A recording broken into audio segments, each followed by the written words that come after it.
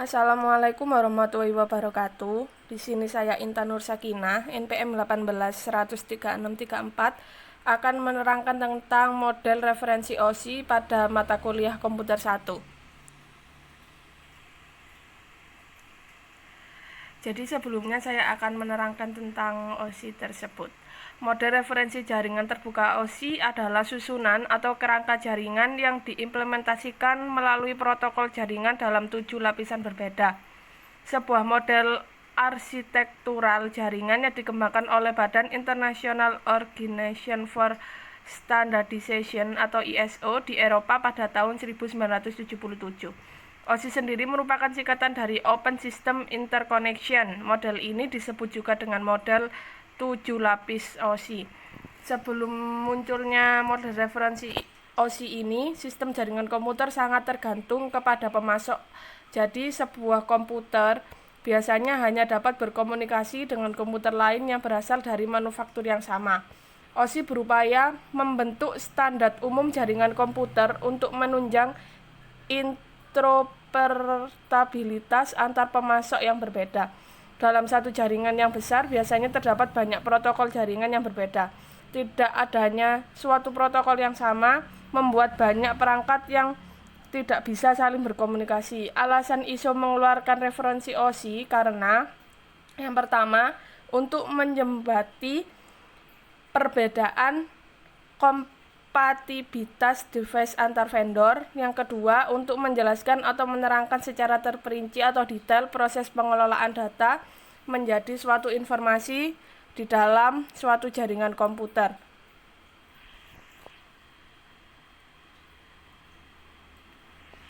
Selanjutnya, di sini saya akan membahas 7 lapisan dari OSI layer.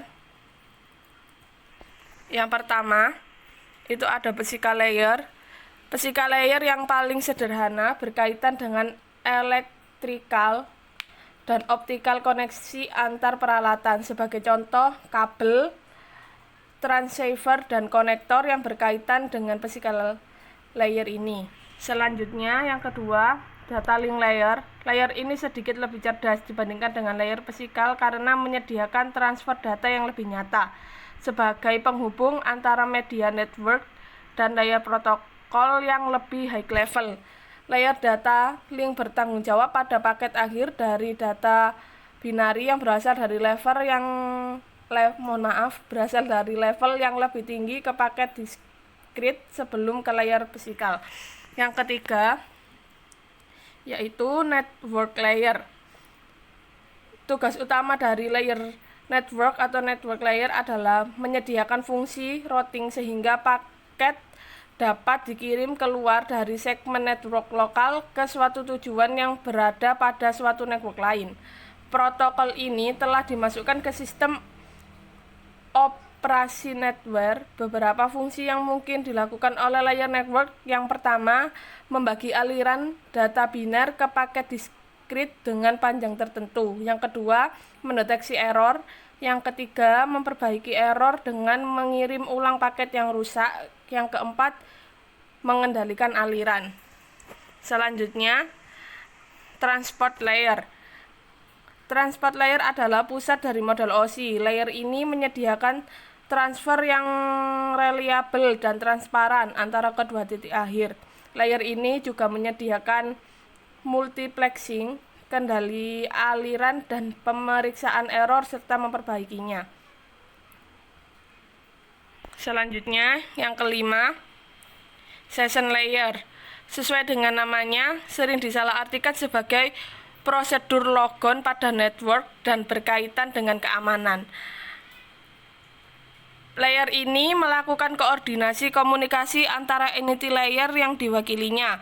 Beberapa protokol pada layer ini, NetBIOS, suatu session interface dan protokol dikembangkan oleh IBM dan menyediakan layanan ke layer presentation dan layer application. Yang keenam, presentation layer. Layer presentation atau presentation layer dari model OSI melakukan hanya satu fungsi tunggal, yaitu translasi dari berbagai tipe pada sintaks sistem. Sebagai contoh, suatu koneksi antar PC dan mainframe membutuhkan konversi dari EBCDIC ke ASCII dan banyak faktor yang perlu dipertimbangkan. Kompresi data dan ekspresi yang mungkin ditangani oleh layer ini. Yang terakhir yaitu application layer. Layer ini yang paling cerdas. Berada pada layer ini, gateway melakukan pekerjaan yang sama seperti sebuah router, tetapi ada perbedaan antara mereka. Layer application adalah penghubung utama antara aplikasi yang berjalan pada suatu komputer dari resource network yang membentuk akses padanya. Selanjutnya, kegunaan OSI. Banyak kegunaan yang didapat dari perkembangan fungsi menjadi yang lebih kecil atau yang disebut layer. Kegunaan yang pasti adalah mengurangi kompleksitas sehingga dapat didefinisikan lebih detail. Contoh kegunaan antara lain, yang pertama, manusia dapat membahas dan mempelajari tentang protokol secara detail. 2. Membuat perangkat menjadi bentuk modular sehingga pengguna dapat menggunakan hanya modul yang dibutuhkan. Yang ketiga, membuat lingkungan yang dapat saling terkoneksi. Keempat, mengurangi kompleksitas pada pemrograman sehingga memudahkan produksi. Yang kelima, tiap layer dapat diberikan pembuka dan penutup sesuai dengan layernya. Keenam, untuk berkomunikasi dapat dengan segera menggunakan layer di bawahnya. Tujuan utama dari setiap model referensi, khususnya OSI model adalah untuk mengizinkan device-device dari manufaktur yang berbeda, maksud saya dari manufaktur yang berbeda dapat saling beroperasi. Keuntungannya antara lain membagi kompleksitas yang terdapat dalam jaringan. Perubahan yang terjadi pada satu layer tidak mempengaruhi sistem layer. Hal ini dapat mengizinkan developer mengambil spesialisasi dalam membangun sebuah aplikasi. Akibatnya akan mempercepat proses perkembangan suatu sistem.